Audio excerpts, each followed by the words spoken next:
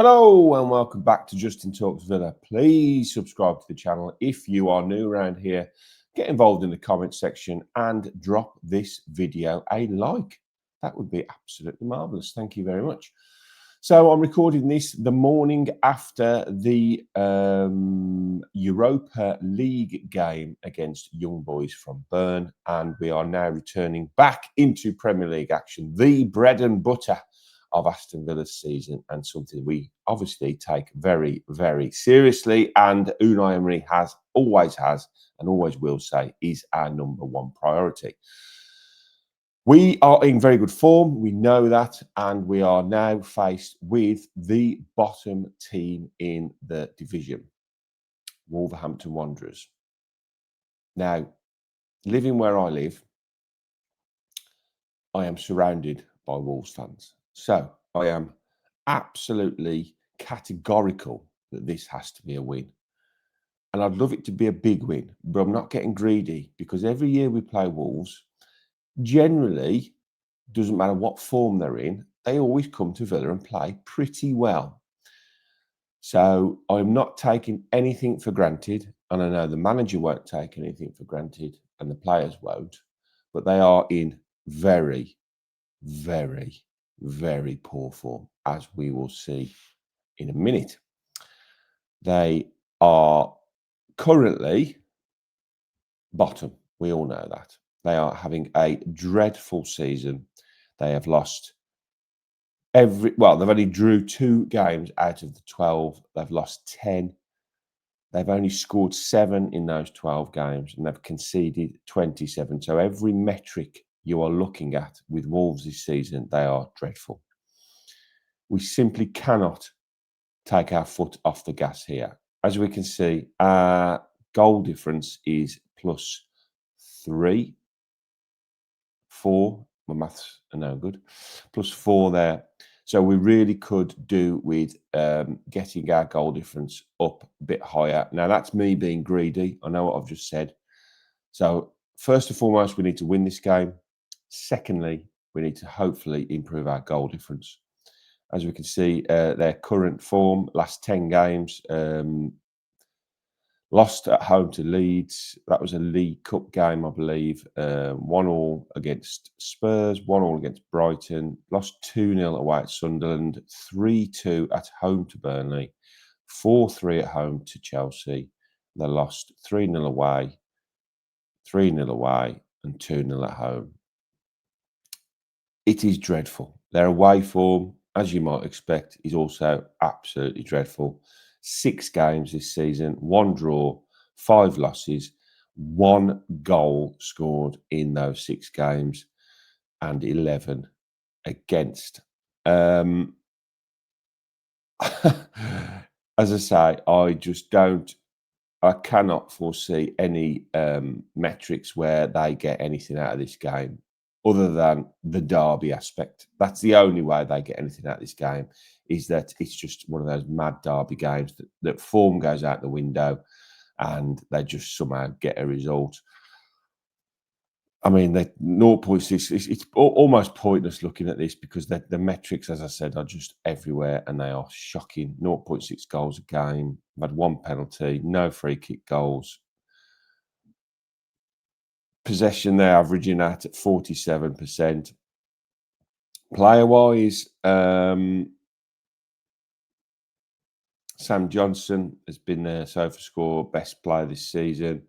The defender, Krajek, and Bueno also. I mean, nobody's scoring goals for them. John Arias, who was a big signing in the summer, the Brazilian, is doing okay. Strand Larsen, who they turned down a lot of money for in the summer, isn't performing. It's just, I mean, if you're a Wolves fan, which I've got quite a few friends who are Wolves fan, my next door neighbour's a Wolves fan, I think they are almost resigned now to going down. That doesn't mean they won't want to get something from us on the weekend. So let's have a look at the game and let's have a look at the head-to-head. So this is the head-to-head at Villa. If we look at Villa, this is where I am. The only concerning part of playing Wolves at the weekend is here. So this is the game tomorrow, Sunday, sorry. So the last two, we have done better. I'll grant you that. 3-1 win in 24 and a 3-1 win in 23-24 season. A 2-0 win, sorry. Then before that, we really did struggle. I mean, they weren't brilliant in these seasons. 1-1, a loss, a draw, and a loss. So last two visits to Villa Park, they have had 2 wins and 2 draws from us. But we have turned it around a little bit, which is good to see. So hopefully that trend continues. Comparison against them. If we compare teams, we are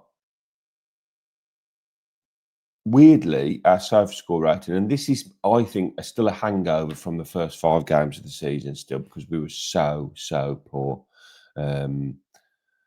That's Europa League. I apologise. Let's do that. Yes, it's still not that great. We're only just marginally sofa score rating above where Wolves are. But as I say, that's because of the first 5 games, which is almost half of the games we've played. We're just ahead in every single metric, aren't we? Goals scored, goals conceded, less, more assists, more goals per game, more shots on target per game, more big chances created per game. They are ahead on the big chances missed, weirdly, but we'll have a look at that in a minute. Possession, we are higher on. Accurate passing, we're better than. Clean sheets, we're better than. There's just not anything that realistically should worry us at the weekend. As I said, the only thing that bothers me is the fact of the Derby angle. Looking at the lineups, potential lineups for the weekend, I think this is pretty accurate for Villa. The only difference I could probably see is I don't really foresee Ollie Watkins starting. I do think Dean, Torres, Konsa, Cash is pretty obvious. Back 4. McGinn comes back in. I think it probably will be Kamara and Tielemans. And then Buendia will sit in the 10. I don't know why they've got it as a 4-4-2 here. Rogers will play off the left. But I do think it's time for Daniel Marlin. We'll talk a bit about Marlin. I think he's done his apprenticeship, shall we say. He obviously came in January and he was unlucky to be left out of the Champions League squad, but he took it very well on the face of it. He was very professional. I think I read an article last night saying that he asked Unai Emery if he could try and make him fitter, and he looks fitter, he looks leaner, he looks focused, he looks sharper. I think he's acclimatised now very, very well to the Premier League, and I think he's in a position now where he could. The fact he's scoring goals, 6 goals this season, no disrespect to Ollie Watkins, but Marlin's had to sit on the bench and watch Watkins every week now. So I think it's time the tables were turned and Ollie now had to try and impact games off the bench. And that's what he's got to do now. I think he needs to come off the bench and score goals, get assists, and probably, in a way, less pressure if he's there off the bench. So that's going to be an interesting one. Wolves are expected to be Sam Johnson in goal, 5 at the back, Gomez, Andre and Bellegarde in midfield. Hwang, who I hear a lot of Wolves fans just absolutely slating, and Strand Larsen up front, who we have got to keep an eye on. There's no doubt about that. He's got the potential to score a goal.